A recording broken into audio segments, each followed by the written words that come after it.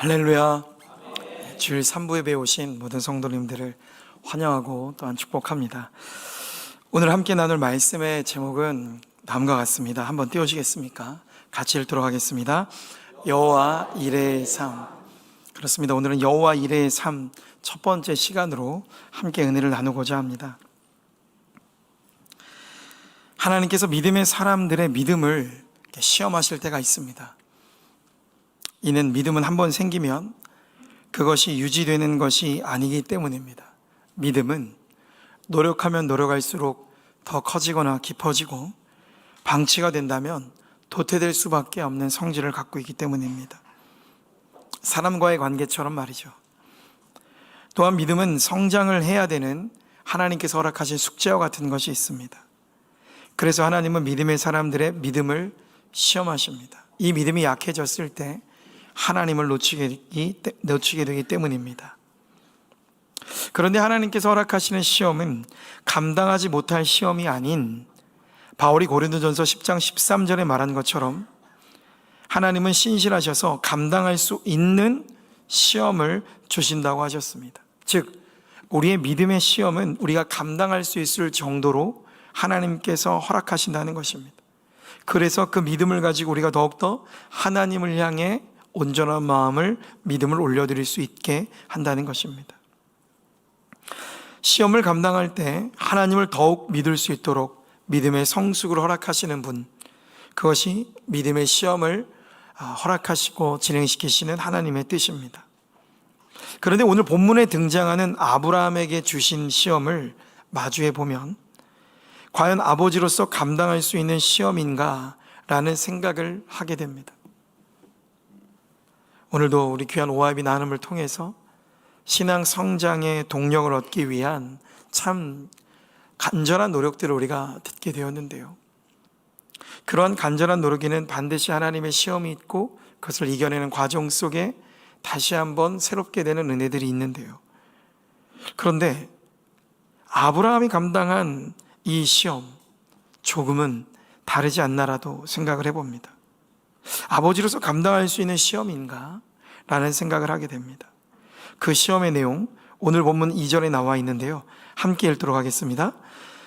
여호와께서 이르시되 내 아들 내 사랑하는 독자 이삭을 데리고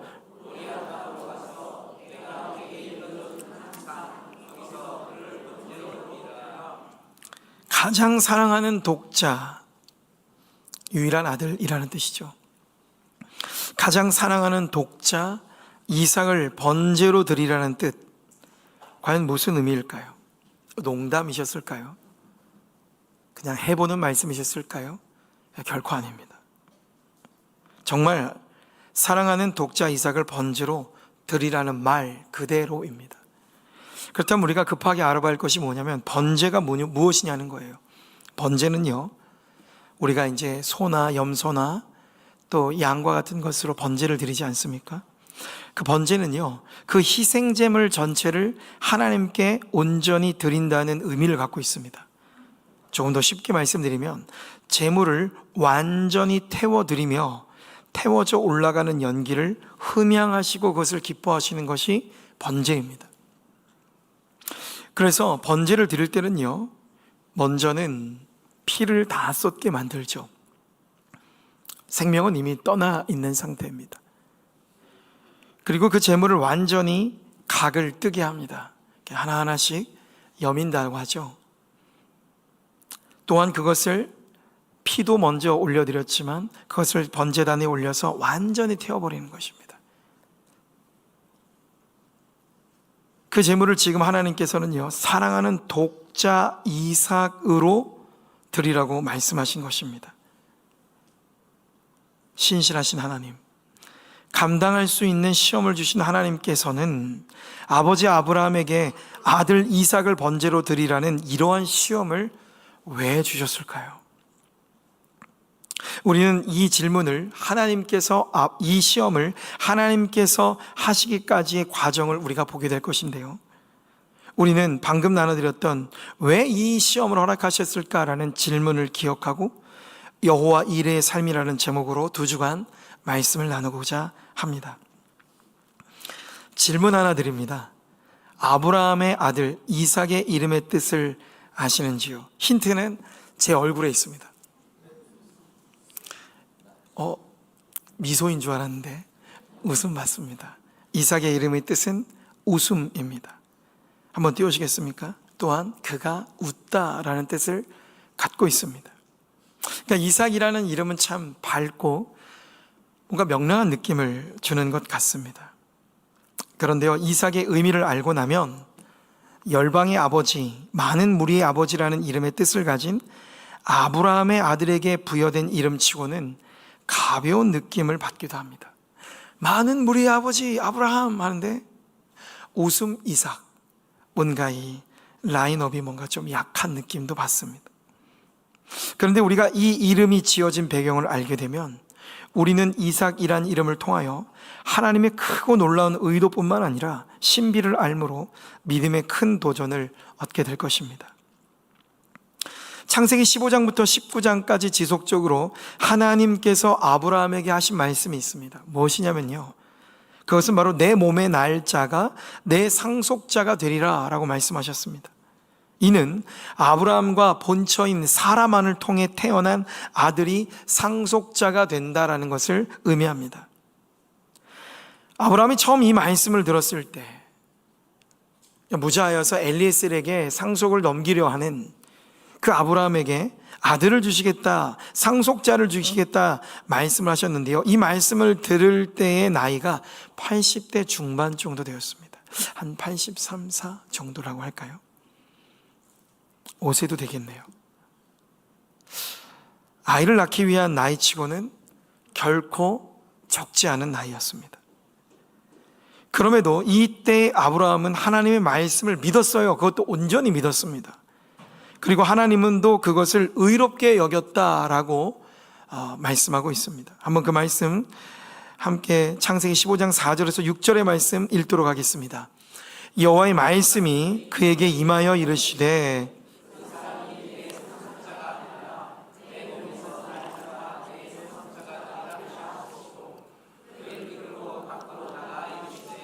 하늘을 우러러 무뼈를 셀 수 있나 보라. 또 그에게 이르시되 내 자손이 이와 같으리라. 아브라함이 여호와를 믿으니 여호와께서 이를 그의 의로 여기시고, 그러니까 상속자뿐만 아니라 그 상속자를 통해서 셀 수 없는 많은 후손들을 허락하실 거라는 약속을 하셨는데요, 아브라함은 정말 이것을 온전히 믿었고 하나님도 아브라함의 믿음을 의로 옳다라고 여기셨습니다. 하나님께서는 이 약속을 이루시겠다라는 것으로 말씀으로 끝나지 않고 증표를 주셨는데요, 바로 횃불 언약입니다. 횃불 언약을 아브라함과 함께 맺었는데요, 횃불 언약이 무엇이냐면요, 당시에 약속을 한 다음에 그것을 꼭 지키기 위해 행했던 약속의 문화가 있습니다. 어떤 거냐면요, 먼저 약속을 한 후에 징표인 짐승을 죽여서 반으로 쪼갭니다. 그리고 그 짐승 사이로 약속한 두 사람이 지나갑니다. 왜 그러냐면요, 이는 약속을 지키지 않았을 경우에 반으로 갈린 짐승처럼 어긴 사람이 그렇게 된다라는 의미를 갖고 있습니다. 어마무시하죠. 이 언약을 누가 제안하셨냐면요, 하나님께서 제안하셨습니다. 그래서 아브라함이 재물을 갈라놓고 이제 하나님이 이것을 어떻게 약속하실까를 계속 지켜보다가 하나님께서 불로써 그 가운데 임재하셔서 지나가셨습니다. 그래서 이것을 횃불 언약이라고 해요. 이것을 지키지 않았을 시에 이 반으로 갈린 짐승처럼 된다는 그 언약을 아브라함에게 보여주시면서 상속자가 나올 거야 라는 이 말씀을 성취하겠다고 말씀하신 것입니다. 이런 언약을 받은 아브라함은 하나님의 약속을 가볍게 여길 수 있을 뿐만 아니라, 가볍게 여길 수도 없을 뿐만 아니라 더욱더 온전히 믿게 되었다는 것입니다. 이러한 사건이 있은 후에 1, 2년 정도의 시간이 흘렀습니다. 이것은 무엇을 의미할까요? 아직 상속자가 아브라함과 사라에서 나오지 않았다는 것입니다. 이때 사라는요, 시간이 지남에 따라 자신의 애를 통해서 아들이 생기지 않을 것을 단정 지어버렸습니다. 아브라함에게 자신의 여종 하갈로 들어가서 아들을 낳으라고 재해석하죠. 아브라함도 동의하여 하갈과의 동침 속에서 아들을 낳았는데 그 아들이 바로 이스마엘입니다. 그때 아브라함의 나이는 86세라고 기록하고 있습니다. 그러나 우리는 분명히 알고 있습니다. 이스마엘은 사라의 아들이 아니었기 때문에 하나님께서 아들을 주시겠다는 언약은 아직 이루어지지 않는 상태였다는 것입니다.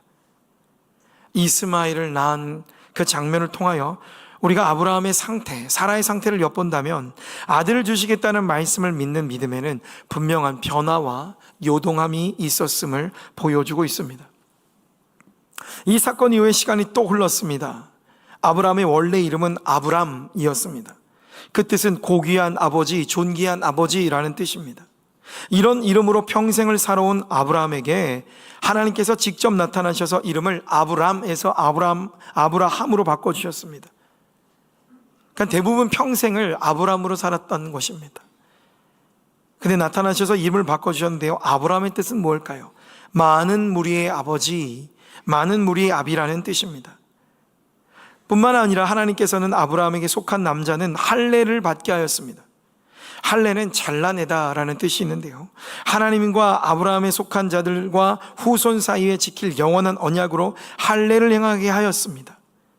이제는 아브라함과 그에 속한 권속과 후손은 할례를 통하여 더욱 하나님의 것으로 육체마저도 구별되게끔 하였다는 것입니다.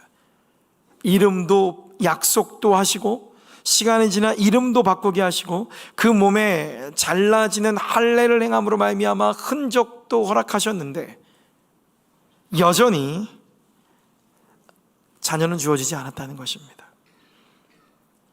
하나님께서는 계속적으로 하나님의 일을 하시는데요, 아내인 사레 역시 사라라는 이름으로 바꿔주셨습니다.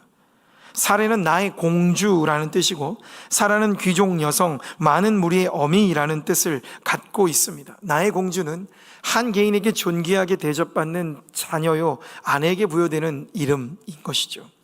그러나 귀족 여성은 당대에 많은 사람들에게 존경을 받는 위치로서 영향력과 무리를 거는 힘이 있는 존재였다는 것입니다. 나의 공주에서 귀족 여성, 많은 무리의 어미로 이름이 바뀌었다는 것입니다. 사레에서 사라로.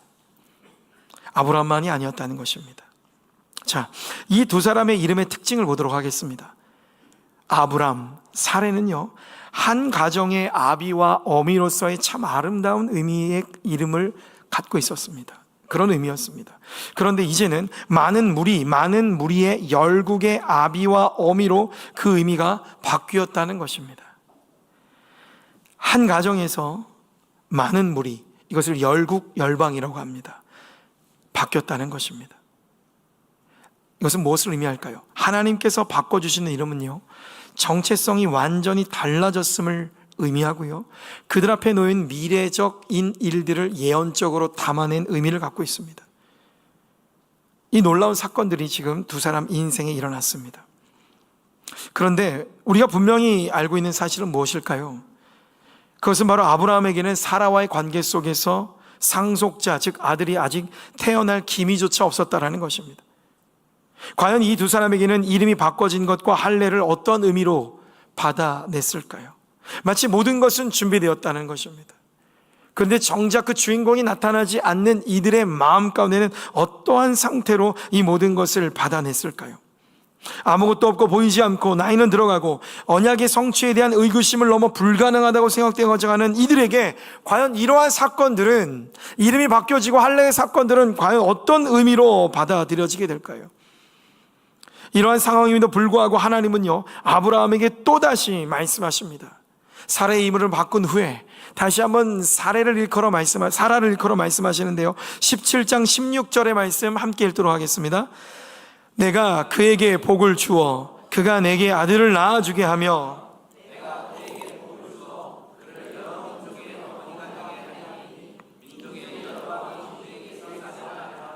아멘. 여전히 아무것도 느낄 수 없는 상황에서 이 사라를 많은 무리의 여러 민족의 어머니가 되게 하겠다라고 말씀하시는 이 하나님, 우리는 여기서 아브라함과 사라의 상태보다 하나님이 왜 이렇게 말씀하시는 분인지를 더 깊게 바라봐야 할 것입니다. 우리는 어떤 하나님을 지금 마주해야 할까요? 하나님은요, 말씀하신 것을 반드시 이루시는 분이라는 것입니다. 이것이 가능한 이유가 뭘까요? 말씀하신 대로 다 되는 것, 말씀하신 것을 다 지키시는 그런 이유가 뭘까요? 가능한 이유. 그것은 바로 하나님은 전능하시기 때문입니다. 모든 것이 가능한 힘을 갖고 계시는 창조주시기 때문입니다. 그러나 이런 하나님의 전능성에 기반하여 말씀한 하나님의 언약, 하나님의 그 말씀들, 아브라함과 사라의 반응은 어떠했을까요?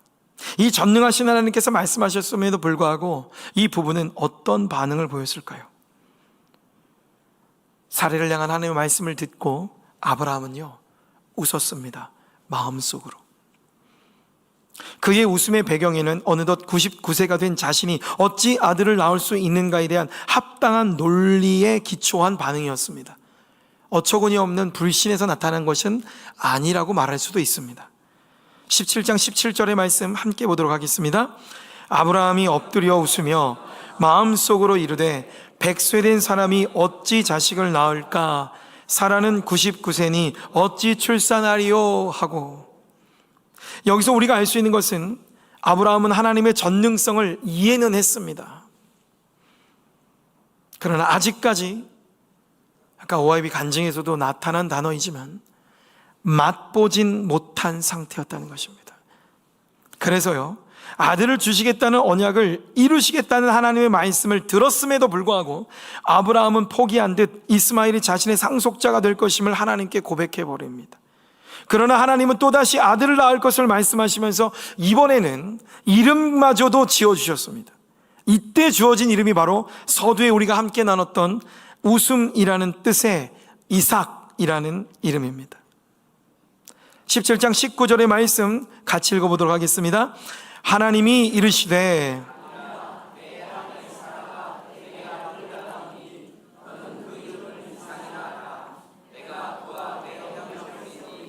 그의 후손에게. 질문 드려봅니다. 하나님의 전능성은 분명히 이해하고 있지만 더 깊게 맛을 보지 못한 상태의 아브라함의 자연 발생되어지는 그 의심들, 그를 향해서 하나님은 책망하거나 지적을 하지 않고 이름을 부여하셨다는 것입니다. 아직 나타나지 않는 그 아들에 대한 이름을 말씀하셨다는 것입니다. 그렇다면 하나님께서는 왜 이삭이라고 이름을 짓게 하셨을까요? 지어주셨을까요? 그것은요, 하나님의 전능성을 믿기보다 자신의 상태와 이해를 믿음으로 인하여 발생된 그 웃음을 기억하라는 의미로 주어진 것입니다. 아들의 이름을 통하여 하나님의 전능성이 반드시 기억될 것이고 믿음의 조상으로서의 믿음 성장 동력을 주시기 위하여 웃음이라는 이름, 그것을 기억하기 위한, 그 순간을 기억하기 위한 이삭이라는 이름을 주셨다는 것입니다. 아브라함만 웃은 것이 아닙니다. 얼마 지나지 않아 다시 사람 셋이 아브라함에게 나타나는데요, 그 사람 셋은 내용의 흐름으로 모아서 한 명은 여호와 하나님이시고 두 명은 천사로 추정이 됩니다. 그 가운데 계신 하나님이 내년 이맘때에 내가 반드시 내게로 돌아오리니 내 아내 사라에게 아들이 있으리라고 말씀하셨습니다. 점점 좁혀오는 것이죠. 하나님의 시간은 착실하게 진행되고 있으며 그 모든 출산의 준비에 이제는 때를 말씀하고 있다는 것입니다. 18장 10절의 말씀 함께 보도록 하겠습니다. 그가 이르시되 내년 이맘때 내가 반드시 내게로 돌아오리니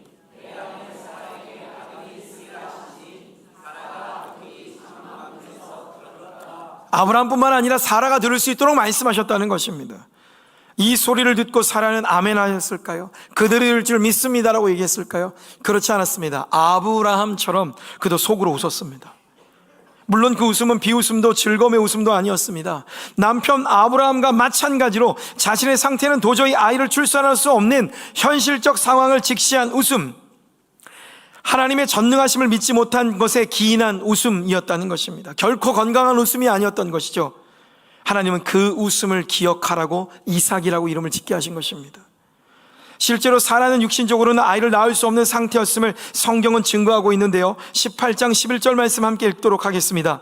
아브라함과 사라는 나이가 많아 늙었고 사라에게는 여성의 생리가 끊어졌느니라.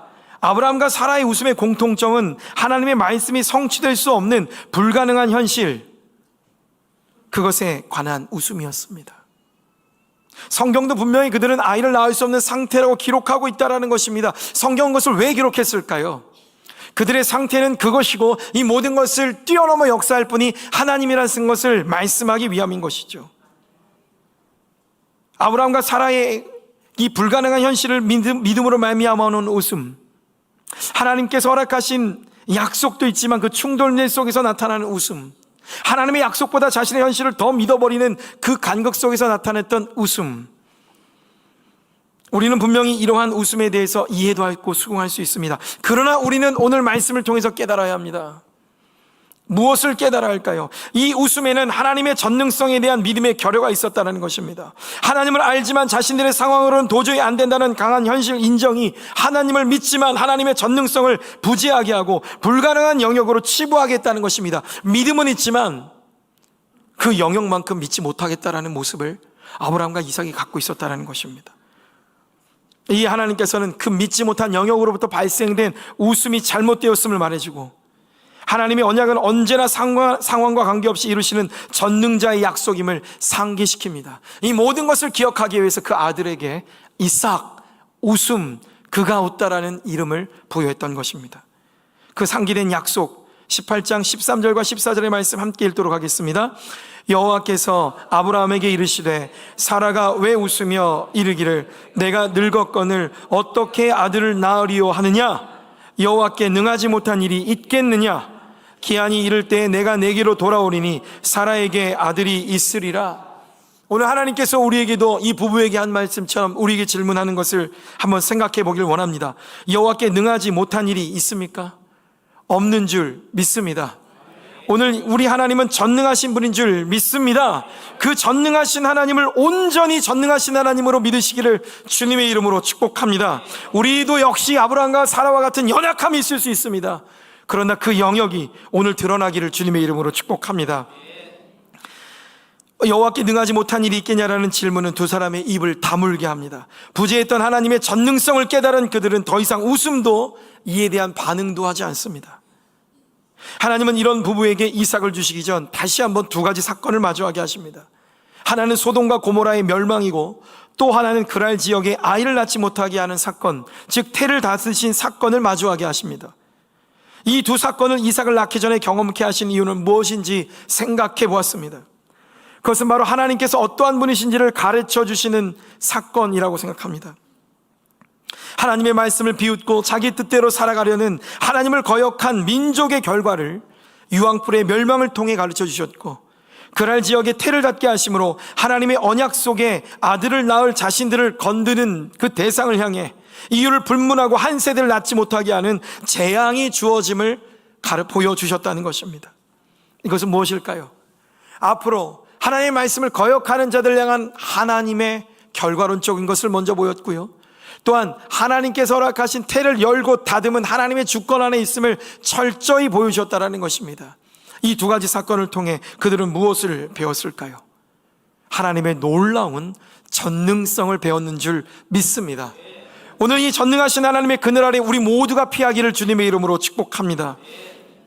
생물학적으로 자녀를 낳을 수 없는 아브라함과 사라에게 이름까지 부여하시면서 이삭을 주실 수 있는 분은 바로 전능하신 하나님이라는 것을 이삭을 낳기 전 이 두 사건을 통하여 이들의 모든 전능성을 자신들끼리 재단했던 불신의 영역을 잠잠하게 만들어 버립니다. 그리고 드디어 약속을 받은 지 대략 15년에서 16년이 흐른 시점인 아브라함의 나이 100세의 나이에 아브라함은 이삭을 가슴에 안게 되었습니다. 이때 사라의 나이는 90세였습니다. 질문 드려봅니다. 이 부부에게 이삭을 낳는 기쁨이 컸을까요? 약속을 이루시는 전능하신 하나님을 진심으로 경외하는 마음이 컸을까요? 자식을 낳은 기쁨도 너무 크지만 정말 약속을 이루시는 분이시구나, 우리가 이 땅을 살아가면서 이러한 감격과 기쁨이 많이 있기를 주님의 이름으로 축복합니다. 그리고 또 이런 기쁨이 갑자기 떠올랐습니다. 아까 우리 크로스 찬양팀이 정말 간절하게 부르짖으셨는데 주님이 다시 오실 그때 주님을 바라보면서 우리가 부활의 몸으로 바뀔 때 얼마나 기쁠까요? 전능하신 하나님께서 이 모든 일을 이루실 줄 믿습니다. 앞으로 이 두 사람은요, 이삭이라는 이름을 통하여 무엇을 상기하고 인식하고 살아가게 될까요? 이삭, 일로 와봐. 이삭, 일로 와서 밥 좀 먹어. 이삭, 이 양은 어떤 것 같아? 이삭, 이 일 좀 했으면 좋겠어. 모든 순간 웃음이라는 말을 마주하고 있는 그들은 과연 무엇을 상기하고 인식하고 살아가게 될까요? 그래서 다른 것이 아니라 하나님의 전능성을 상기하고 살아가게 될 줄 믿습니다. 그렇습니다. 인생의 낙심과 낙방 가운데 올 때도 이삭이라는 이름을 부르면 하나님이 전능하시지. 내가 좀 하나님을 의심할 수 있는 상황에 이삭이라는 부르면 내가 하나님을 의심했었지. 그러면 안 되지. 돌이키며 하나님의 전능성으로 들어가게 된다는 것입니다. 이 모든 사건 후에 드디어 이삭이 아브라함과 사라에게 주어졌다 말씀드렸습니다. 모든 언약이 성취되었습니다. 횃불 언약이 성취되었습니다. 그러나 하나님은 이 가문의 이야기를 여기서 끝내려 하지 않습니다. 이 아들을 주신 목적이 있기 때문입니다. 또다시 시간이 흘렀습니다. 아들 이삭과 시간을 보내는 날들이 많아졌습니다. 가업도 신앙도 정말 깊게 배우는 시간을 가졌을 것입니다. 그런데 하나님이 아브라함을 시험하기로 결심하셨습니다. 이 아들이 얼마나 귀하고 이뻤을까요? 그런데 아브라함을 시험하기로 결심하였습니다. 여기서 시험은 히브리 단어로 나사라는 단어를 쓰는데요, 이것은 증명하다, 검증하다, 시험하다라는 뜻을 가지고 있습니다. 하나님은 과연 아브라함에게 어떤 것을 시험하려 하셨고 아브라함은 과연 어떤 것을 검증해냈어야 할까요? 그것은 오래전 하나님의 전능성을 신뢰하지 못해 웃었던 자기중심적 판단의 영역에 가는 것이었다고 생각해 봅니다. 이삭은 아브라함에게 자녀로서 주시는 웃음도 있었지만 하나님을 신뢰하지 못하고 웃었던 흔적도 있었던 존재였습니다. 하나님은 이삭을 통해 하나님의 초자연적인 역사를 경험했던 아브라함의 믿음 상태를 테스트하고 싶었습니다. 그 마음의 한 영역에 불신과 자신의 영역, 자신의 생각들로 가득했던 그 영역이 과연 어떻게 변했는가를 하나님께서는 테스트해보고 싶었던 것이죠. 그리고 아브라함을 부르시고 서두에 나눴던 말씀처럼 다시 한번 우리가 읽도록 하겠습니다만 그 시험의 내용을 허락하셨습니다. 22장 2절의 말씀 같이 읽도록 하겠습니다. 여호와께서 이르시되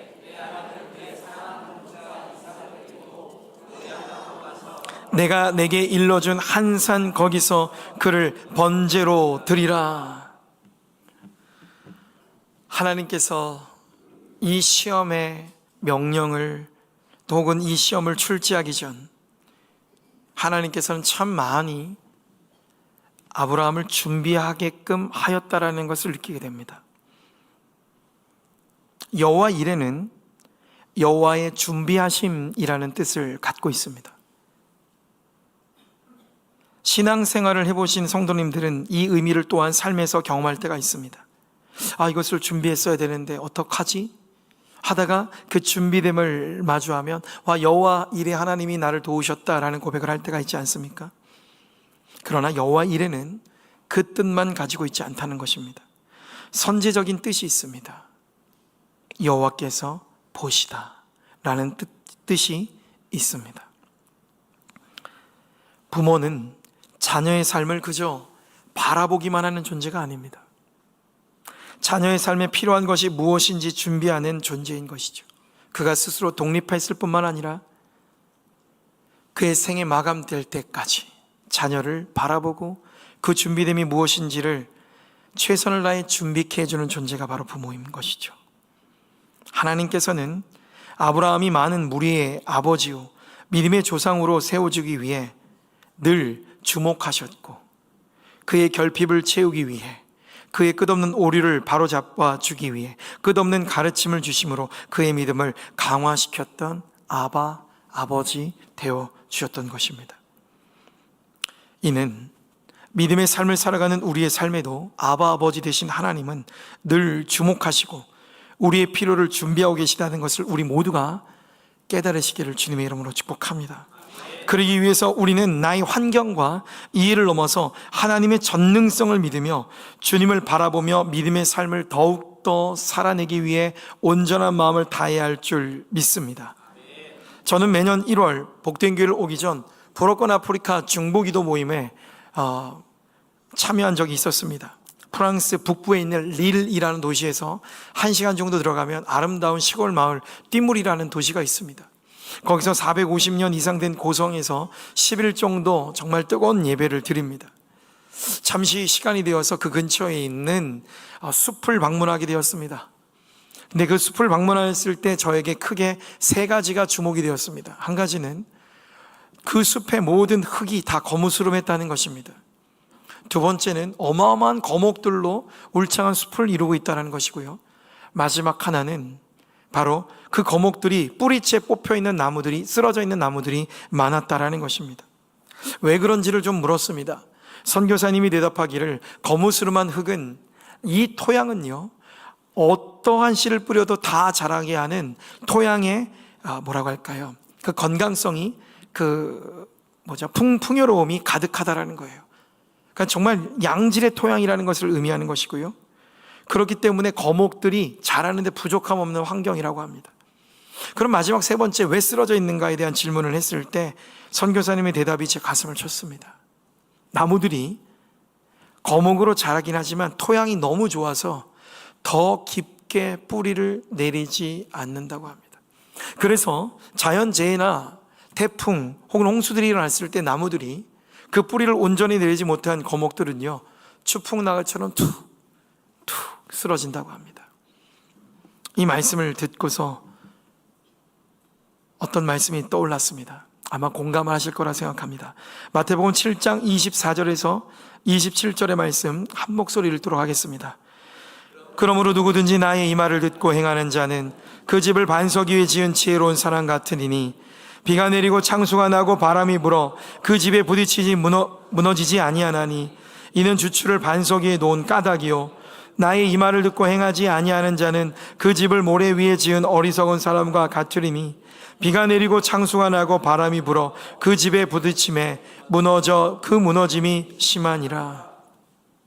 아무리 보기 좋은 토양일지라도 뿌리를 내리지 않으면 그 나무는 이내에 그 멋있는 모습을 상실한 채 가장 초라하게 무너지게 되고 쓸데없는 그런 흐름을 갖게 된다는, 그런 결과를 갖게 된다는 것을 이 말씀을 통해 다시 한번 생각해 보게 되었습니다. 하나님께서 아브라함에게 과연 무엇을 여호와 이레 하셨을까요? 아들을 번제물로 바치라는 그 질문을 던지시기 전 하나님께서는 아브라함에게 한순간 한순간 말씀을 주시면서 그의 믿음의 뿌리가 내려지기를 원했다라는 것입니다. 아브라함 그 자체만을 바라보면 그에게 주어진 환경은 누군가에게 보기에는 풍요로웠을 수 있습니다. 그러나 하나님을 외면하는 세계 속에서 하나님을 믿는 믿음으로 살아가는 민족의 믿음의 조상으로서의 부름을 받은 아브라함에게는 어마어마한 뿌리가 필요했던 것이죠. 하나님은 그 뿌리를 내릴 수 있도록 준비시키셨다는 것입니다. 이를 통해서 알 수 있는 것은 무엇일까요? 아브라함에게 가한 모든 하나님의 시험과 하나님의 말씀들은 전부 여호와 이레였다는 것입니다. 이삭을 바치라는 말씀에 순종하기 위한 하나의 사건을 위해서만 여호와 이레를 말씀하신 것이 아니라는 것입니다. 앞으로 전능하신 하나님을 온전히 바라볼 수 있는 하나님의 준비하심이 아브라함 인생 전체에 존재했다는 것입니다. 그렇습니다. 하나님은 이런 여호와 이레 하나님이십니다. 한 사건만을 가지고 이레가 아닌 우리 인생 전체를 준비시키고 바라보시며 준비시키시는 여호와 이레 하나님이시라는 것입니다.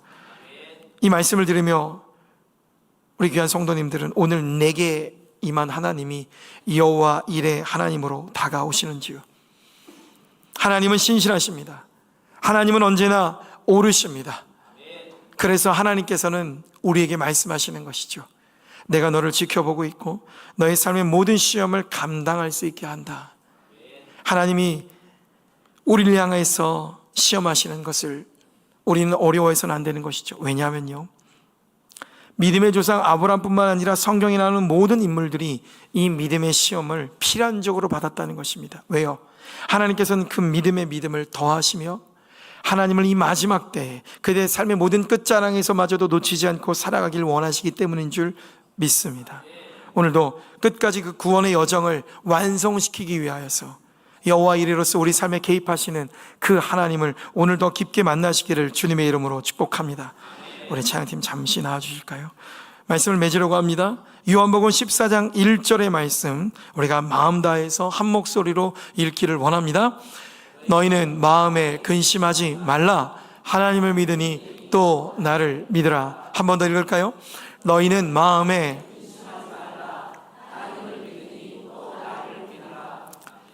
이제곧 예수님께서 하늘에 올라가시려고 하는 계획을 말씀하셨을 때 제자들은 두려워하였습니다.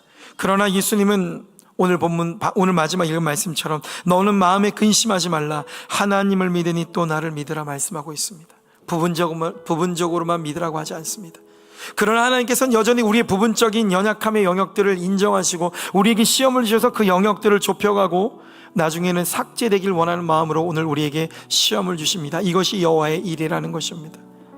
오늘 이때를 살아가면서 삶의 희노애락 가운데 선택적인 기쁨과 좋은 것만을 택하여 하나님께 영광을 올려드리는 것이 아니라 어려움 속에서도 깊게 하나님께 영광 돌리는 우리 모두가 되어야 할 것은 우리의 삶의 믿음에 믿음을 더하고 끝까지 마지막 때의 환난을 견뎌내며 주님 나라에서 기쁨으로 부활의 영광을 주기 원한 하나님의 방법, 그것이 하나님의 시험이고 그것을 견디게 하는 게 여호와의 일임을 우리는 깨달아야 할 줄 믿습니다. 이제 아들을 바치라는 하나님의 시험에 아브라함은 어떻게 반응하는지 우린 다음 주에 나누겠지만 오늘 우리에게 주어진 말씀을 붙들고 기도할 하나의 제목은 하나님의 준비하심을 나는 믿습니다. 하나님의 시험을 나는 믿습니다. 나의 믿음 가운데 훼손되고 혹은 부재 상태로 만들고 불가능하게 만든 모든 영역들이 이제는 여호와 일의 하나님을 믿음으로 말미암아 점점 그 간극이 좁아지고 그 영역이 좁아지고 훗날에는 없어지기를 원합니다. 나의 믿음을 더하여 주시옵소서. 우리 시간 간절한 마음으로 통성으로 기도하도록 하겠습니다. 기도합니다.